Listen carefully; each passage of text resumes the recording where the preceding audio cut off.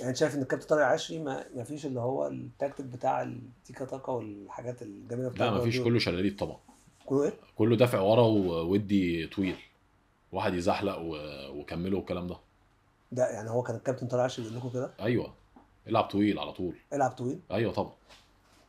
اه والله. يعني ما فيش يعني هو في فتره الاعداد وفي التدريب وفي الماتشات ما فيش جمل فنيه؟ لا، جمل فنيه بيمرنك تدافع ازاي. طب وبتهاجم؟ اجتهد بقى. اجتهد. امم. محمود اه انت. والله. انا مسؤول، انا بقول لك ايه، انا عارف انا بقول لك ايه. بس الكابتن طارق العشري يعني برضه مدربين الكبار وخد بطولات والله.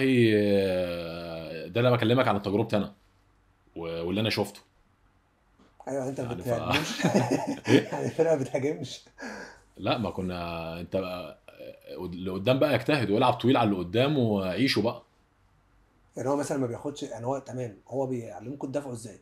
حلو. كنا معظم تماريننا نقف ازاي وندافع ماشي، ازاي. وتقف ازاي اه اه. وخلاص، هو شايف القماشه اللي معاه من الاخر تقدر بالظبط. بكده. طيب المهاجمين لا دول. هو طريقه لعبه كده، اي يعني طب هو كده على المهاجمين طول. دول مش بيدربهم برضو في هجوم؟